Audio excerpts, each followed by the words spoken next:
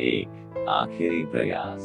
एक समय की बात है, एक राज्य में एक प्रतापी राजा राज करता था। एक दिन उसके दरबार में एक विदेशी आगंतुक आया और उसने राजा को एक सुंदर पत्थर उपहार में दिया। राजा वह पत्थर देख बहुत प्रसन्न हुआ। उसने उस पत्थर से भगवान विष्णु की प्रतिमा का निर्माण कर उसे राज्य के मंदिर में स्थापित करने का निर्णय लिया और प्रतिमा निर्माण का कार्य राज्य के महामंत्री को सौंप दिया। महामंत्री गांव के सर्वश्रेष्ठ मूर्तिकार के पास गया और उसे वह पत्थर देते हुए बोला, महाराज मंदिर में भगवान विष्णु की प्रतिमा स्थापित करना चाहते हैं।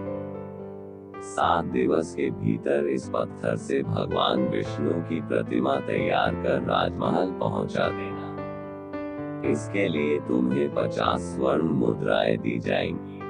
50 स्वर्ण मुद्राओं की बात सुनकर मूर्तिकार खुश हो गया और महामंत्री के जाने के उपरांत प्रतिमा का निर्माण कार्य प्रारंभ करने के उद्देश्य से अपने औजार निकाल लिए। अपने औजारों में से उसने एक हथौड़ा लिया और पत्थर तोड़ने के लिए उस पर हथौड़े से वार करने लगा, किंतु पत्थर जस का तस रहा। मूर्तिकार ने हथौड़े के कई वार पत्थर पर किए, किंतु पत्थर नहीं टूटा।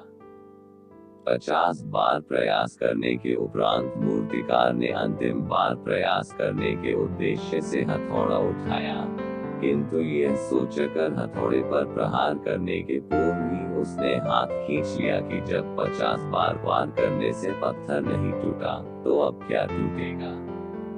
वह पत्थर लेकर वापस महामंत्री के पास गया और उसे यह कह वापस कर सी। मित्रों, हम भी अपने जीवन में ऐसी परिस्थितियों से दो चार होते रहते हैं। कई बार किसी कार्य को करने के पूर्व या किसी समस्या के सामने आने पर उसका निराकरण करने के पूर्व ही हमारा आत्मविश्वास डगमगा जाता है और हम प्रयास किए बिना ही हार मान लेते हैं।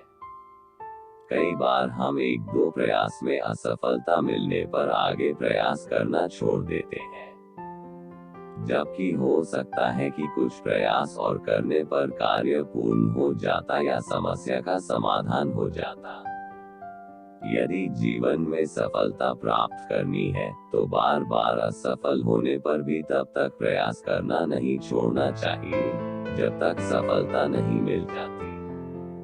क्या पता जिस प्रयास को करने के पूर्व हम हाथ खींच ले वही हमारा अंतिम प्रयास हो और उसमें हमें कामयाबी प्राप्त हो जाए। आया कि इस पत्थर को तोड़ना नामुमकिन है, इसलिए इससे भगवान विष्णु की प्रतिमा नहीं बन सकती। महामंत्री को राजा का आदेश हर स्थिति में पूर्ण करना था, इसलिए उसने भगवान विष्णु की प्रतिमा निर्मित करने का कार्य गांव के एक साधारण से मूर्तिकार को सौंप दिया। पत्थर लेकर मूर्तिकार ने महामंत्री के सामने ही उस पर हथौड़े से प्रहार किया और वो पत्थर एक बार में ही टूट गया। पत्थर टूटने के बाद मूर्तिकार प्रतिमा बनाने में जुट गया। इधर महामंत्री सोचने लगा कि काश पहले मूर्तिकार ने एक अंतिम प्रयास और किया होता तो सफल हो गया होता और 50 स्वर्ण मुद्राओं का हकदार बनता। सी